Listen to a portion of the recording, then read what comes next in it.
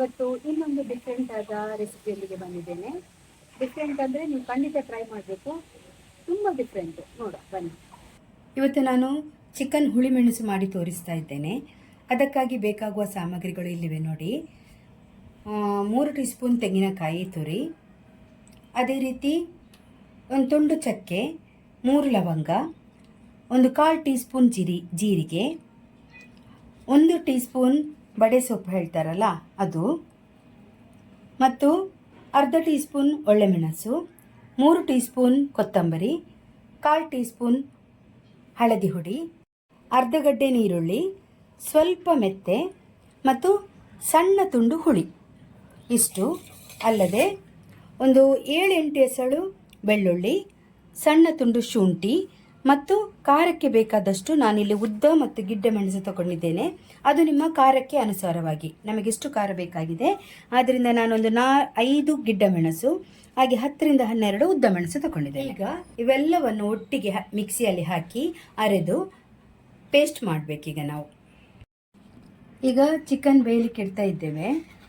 ಹಾಗಾಗಿ ಅದಕ್ಕೆ ಬೇಯಲಿಕ್ಕೆ ಇಡುವ ಮೊದಲು ನಮಗೀಗ ಬೇಯಲಿಕ್ಕೆ ಇಡಲಿಕ್ಕೆ ಬೇಕಾದ ಸಾಮಗ್ರಿಗಳು, ನಾನು 2 ಗಡ್ಡೆ ನೀರುಳ್ಳಿ ತಗೊಂಡಿದ್ದೇನೆ, ಅದನ್ನು ಸಣ್ಣದಾಗಿ ಹಚ್ಚಬೇಕು. ಹಾಗೆಯೇ ನಾನಾಗ ಶುಂಠಿ ತೋರಿಸಿದ್ದೆ, ಅದು ನೀವು ಬೇಯಲಿಕ್ಕಾದರೂ ಹಾಕ್ಬೋದು ಅಥವಾ ಮಸಾಲೆ ಅರಿವಾಗಾದರೂ ಹಾಕ್ಬೋದು. ನಾನೇನು ಮಾಡ್ತಾ ಇದ್ದೇನೆ, ಈಗ ಬೇಯಲಿಕ್ಕೆ ಹಾಕ್ತಾ ಇದ್ದೇನೆ. ಮತ್ತು 1 ಟೊಮೆಟೊ ಮತ್ತು ಸ್ವಲ್ಪ ಕರಿಬೇವು ಸೊಪ್ಪು ಇಷ್ಟನ್ನು ತಗೊಳ್ಬೇಕು. ಆಮೇಲೆ ನಮಗೆ ಅರ್ಧ kg ಚಿಕನ್, ನಾನು ಅರ್ಧ kg ಚಿಕನ್ ತಗೊಂಡಿದ್ದೇನೆ. ನಿಮಗೆ ಎಷ್ಟು ಬೇಕು ಅಷ್ಟು ತಗೊಂಡ್ರೆ ಆಯಿತು.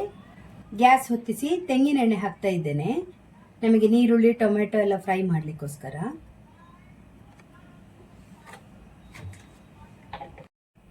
ಎಣ್ಣೆ ಕಾದಿದೆ, ಈಗ ನಾನು ನೀರುಳ್ಳಿ ಹಾಕ್ತಾ ಇದ್ದೇನೆ. ಇದು ಚೆನ್ನಾಗಿ ಫ್ರೈ ಮಾಡಬೇಕು ನಾವೀಗ.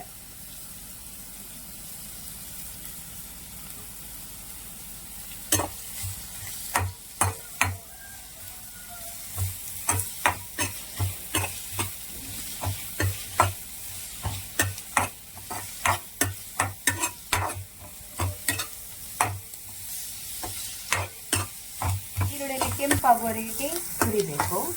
ಈಗ ನಾನು ಅದಕ್ಕೆ ಶುಂಠಿ ಸೇರಿಸ್ತಾ ಇದ್ದೇನೆ. ಹಾಗೆಯೇ ಕರಿಬೇವು ಸೊಪ್ಪು ಕೂಡ ಈಗಲೇ ಹಾಕ್ತಾ ಇದ್ದೇನೆ. ಸ್ವಲ್ಪ ಫ್ರೈ ಆಗಲಿ.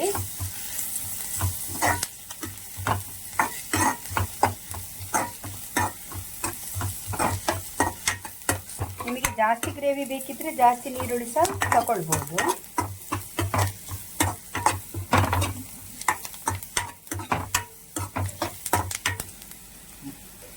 ಈಗ ಟೊಮೆಟೊ ಸೇರಿಸ್ತಾ ಇದ್ದೇನೆ.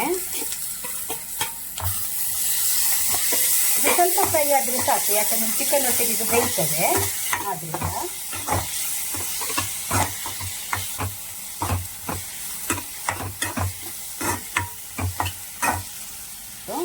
ಈಗ ನಾನು ಚಿಕನ್ ಹಾಕ್ತಾ ಇದ್ದೇನೆ.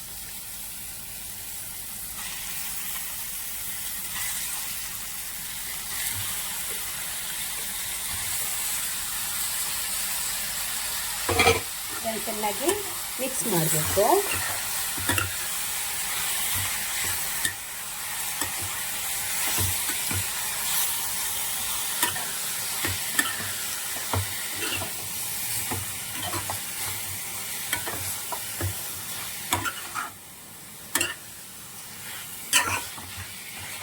ಮಿಕ್ಸ್ ಮಾಡಿ ಆಯಿತು.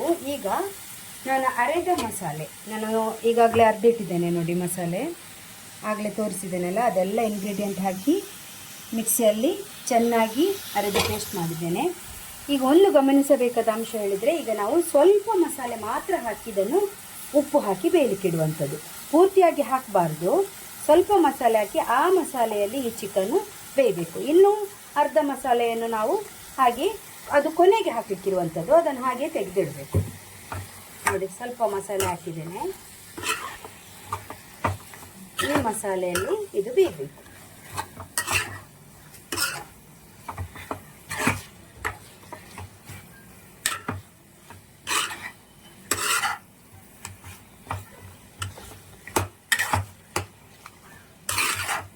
ನೀರು ಬೇಕಿದ್ರೆ ಹಾಕಿ, ಬೇಕೇಳಿಲ್ಲ, ಯಾಕಂದರೆ ಅದು ಚಿಕನ್ ನೀರು ಬಿಡ್ತದಲ್ಲ ಸ್ವಲ್ಪ ಹೊತ್ತಿನಲ್ಲಿ, ಆದ್ದರಿಂದ ನೀರು ಹಾಕುವ ಅವಶ್ಯಕತೆ ಇಲ್ಲ.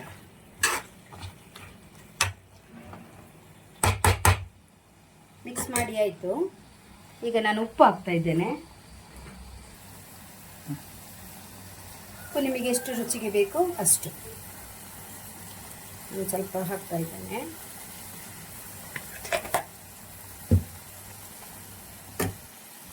ಉಪ್ಪು ಹಾಕಿ ಮಿಕ್ಸ್ ಮಾಡಿ ಇದನ್ನೀಗ ಬೇಯಬೇಕು.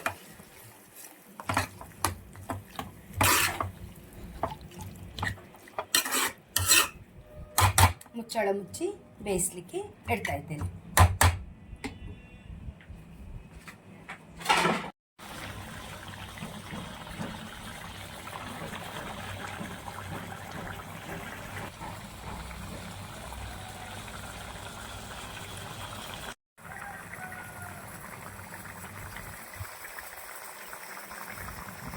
ನೋಡಿ, ಚಿಕನ್ ಮುಕ್ಕಾಲು ವಾಸಿ ಬೆಂದಿದೆ.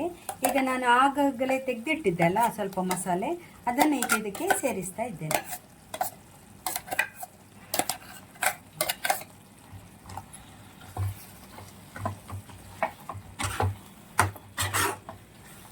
ದಪ್ಪ ಆಗಿದ್ರೆ ಬೇಕಿದ್ರೆ ನೀವು ನೀರು ಹಾಕ್ಕೊಳ್ಬೋದು, ನಿಮಗೆ ಗ್ರೇವಿ ಟೈಪ್ ಏನಾದರೆ ಬೇಕಾದರೆ. ಬೇಡ ದಪ್ಪವೇ ಇರಲಿ ಹೇಳಿದರೆ ಹಾಗೆ ನೀವು ಇಡ್ಬೋದು.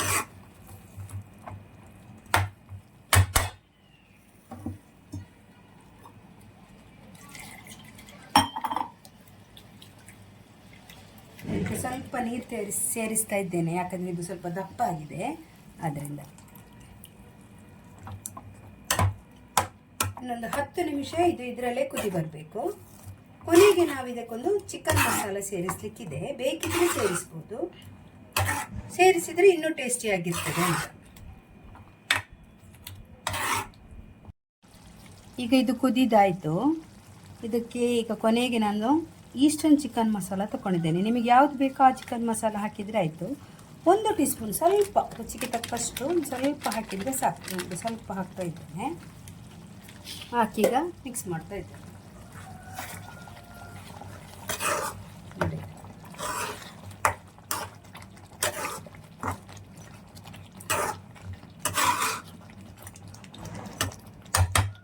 ಈಗ ಇದಕ್ಕೆ ಸ್ವಲ್ಪ ಕೊತ್ತಂಬರಿ ಸೊಪ್ಪು,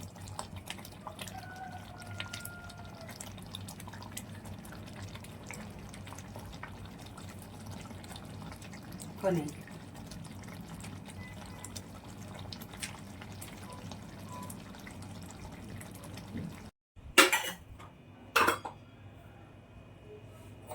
ನೋಡಿ, ನಮ್ಮ ಚಿಕನ್ ಹುಳಿ ಮೆಣಸು ರೆಡಿ.